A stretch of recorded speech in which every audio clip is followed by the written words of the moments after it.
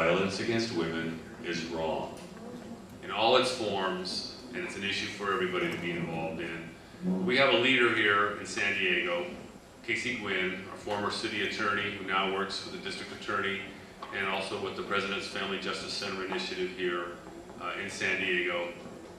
Literally changed the landscape in terms of prosecuting domestic violence crimes in San Diego. A hometown hero, recipient of the Hometown Hero Award here from the Men's Leadership Forum, a visionary, as I mentioned before, somebody who is going to take this issue of men's violence against women. Violence against women is wrong. Violence.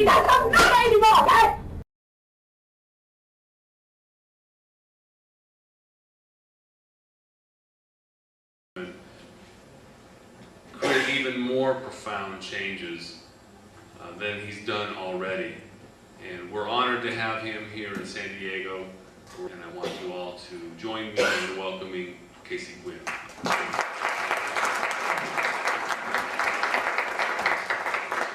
And before my dad went into the hospital, I think I experienced and endured from him some of the worst verbal and emotional abuse that I have ever experienced in my life. From a good man who was a good dad in many ways. And the painful process of that became very significant in my life. Because as I listened to the things my dad was saying to my mom and to me, dealing with some very difficult trauma. And so when my oldest daughter was 4 years old, I was the head of the Child Abuse Domestic Violence Unit for the city of San Diego. What do you suppose I did to my 4-year-old daughter when I didn't like something she did, right? We call it corporal punishment, physical discipline. I started swatting her on the rear end. You know, if I was mad at her about something, or if I wanted to say, don't do this. And it was in only a matter of weeks before a dear friend of mine in our church said, what do you do for a living? I said, I run a child abuse domestic violence unit. He said, well, then why would you even lay a finger on your daughter? It's not done in love.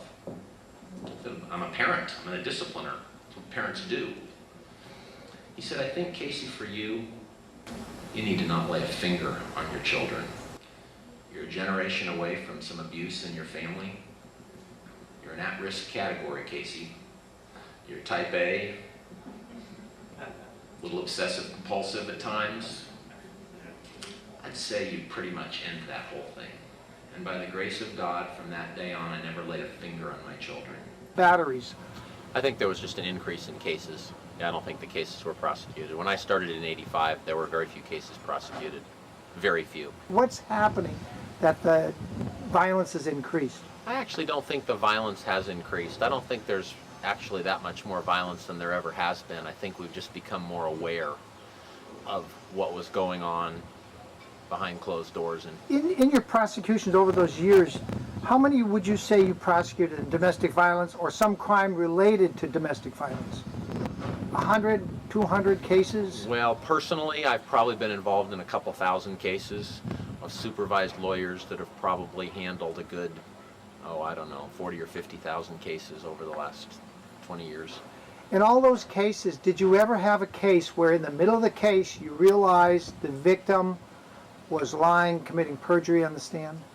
I think I've had cases where it became clear to me that the story was not what it originally was to the police. I think that's an accurate statement.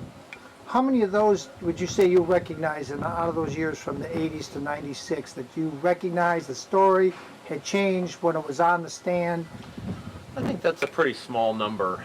The more common scenario, of course, is people who report victimization and then actually recant the story later on. But sorting out whether the original story was accurate or the later story is accurate is quite complicated.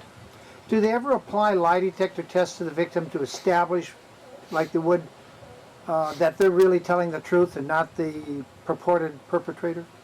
I don't know the answer to that. I never have. You never Used have. a lie detector test. Do you think the lie detector tests have any validity? I don't know. I'm not all that much of a. I'm not familiar with lie detector tests, so Okay. I don't know. I mean, I know law enforcement uses them from time to time, but I've never been involved in one. In those few cases that you recognize the story had changed, did you ever have one where on cross-examination the facts came out or other witnesses that it was clear the so-called victim was committing perjury on the stand? I think that probably happened in a case. I mean, I don't think it has happened a lot, but I think it's happened. Maybe one case, And I can think of a couple of cases. 2 or 3 cases Yeah. that may have happened? I've had cases where I've dismissed them in the middle of the case because I decided that in good conscience I couldn't go forward with the case because I had questions about the validity of the evidence. And in those cases, did it ever occur to you that you had grounds then to bring perjury charges against the alleged victim who now purely was committing perjury on the stand? Well, I never had perjury authority. Perjury is a felony, and I was a misdemeanor prosecutor, so I couldn't have done that even if I'd wanted to. Even if, did you ever want to? No. Did you ever put it up to those that prosecuted? If we prosecuted everybody for perjury that gets on a witness stand and changes their story, everybody'd go to jail. Is that bad?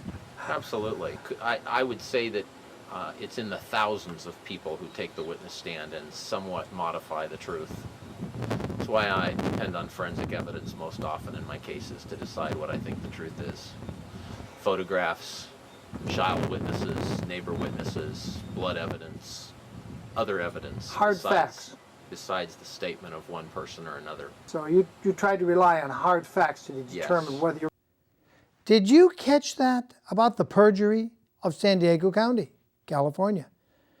And he says it's in the thousands of people, and he doesn't prosecute any of them. Did you ever want to? No. Did you ever put it up to those If we that prosecuted? prosecuted everybody for perjury that gets on a witness stand and changes their story, everybody'd go to jail. Is that bad? Absolutely. I would say that it's in the thousands of people who take the witness stand and somewhat modify the truth.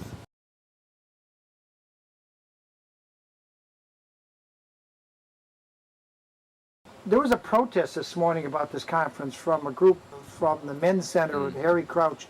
Are they justified in protesting? Absolutely. My view of the men. So what he's saying essentially is, I give everybody in family court a free pass to lie their face off. Do you think that encourages lying? Because you get the children and then you make the other parent pay child support. So the other parent becomes impoverished. Hello? You and I have a rendezvous with destiny.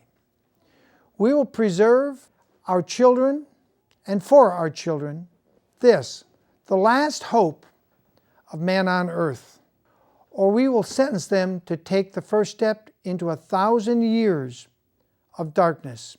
If we fail, at least let our children and our children's children say of us, we justified our brief moment here. We did all we could. Let me ask you a simple question. Do you think these federal grants distort justice Absolutely. in the family court? Oh, absolutely.